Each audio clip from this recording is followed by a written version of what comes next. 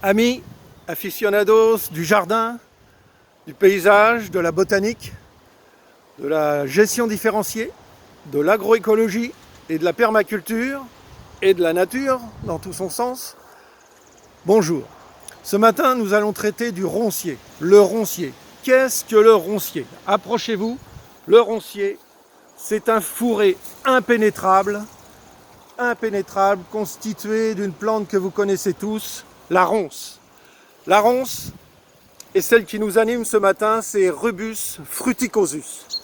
Fruticosus, vous la connaissez toutes, c'est la mûre. Donc, c'est une plante qui a une tige à 5 côtés, 5 pans, voilà. On distingue légèrement les pans, là, les côtés. Ensuite, elle est constituée de nombreux aiguillons, des aiguillons légèrement crochus, et non des épines. Attention, je rectifie, on qualifie souvent d'épines le rosier, la ronce. Eh bien non, c'est fausse, on dit des aiguillons. Ça, je veux que vous le reteniez, c'est très important. L'épine, c'est différent. L'épine, c'est plus... tiens, j'ai une petite feuille de houx, là. Voilà, l'épine, c'est la feuille de houx. Voilà, une petite... Voilà, légèrement épineuse sur le pourtour du limbe, sur le pourtour de la feuille. Donc là d'accord, on parle d'épine. Mais pour le rosier ainsi que la ronce, c'est l'aiguillon.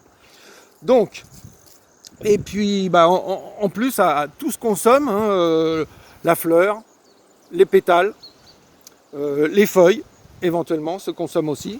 Et puis, je peux vous en montrer quelques-uns, là, les jeunes bourgeons. Les jeunes bourgeons qui démarrent, là, on appelle ça la gémothérapie.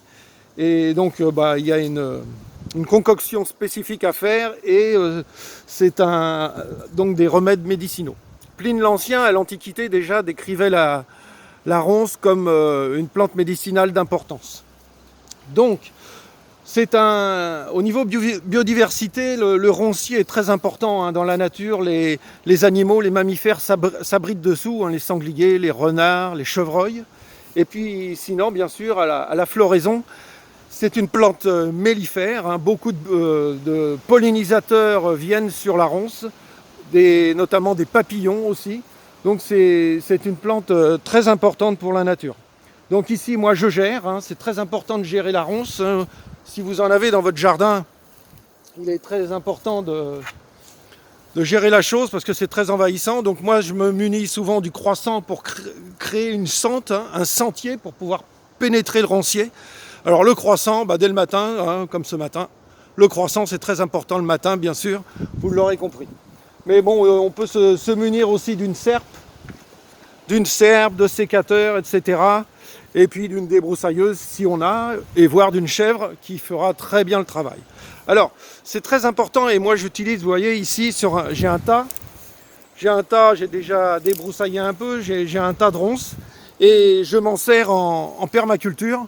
C'est-à-dire que sur mon tas de ronces, une fois qu'il sera bien desséché, je vais y mettre du compost, du terreau, et je vais carrément planter dessus. Et là, il y a une vitesse de prolifération des plantes qui est remarquable. Vraiment, c'est remarquable.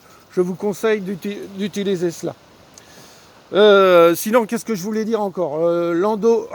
L'endocorie. Alors l'endocorie, justement, c'est le moyen qu'a la ronce pour se multiplier. C'est-à-dire que tous les mammifères carnivores qui se nourrissent des mûres, ainsi que les oiseaux, tous les volatiles frugivores, vont digérer. Et l'endocorie, c'est ça, c'est le transit intestinal qui va permettre donc aux graines ensuite, par les déjections, de favoriser la repousse d'une ronce, la germination d'une ronce. Voilà, eh bien écoutez, j'en ai terminé sur ce plan-là. Alors, voilà, vous voyez, moi, tout l'été, j'ai fait des confitures de mûres, gelées de mûres. Là, c'est délicieux. Là, c'est vraiment un délice. Donc ce que je voudrais que vous reteniez de toute cette petite approche du roncier, c'est quand même une seule chose, je le rappelle, La ronce, comme le rosier, est constituée, oui, il y en a qui suivent, d'aiguillons et non d'épines. Merci, à bientôt pour une nouvelle rencontre. Au revoir, bonne journée.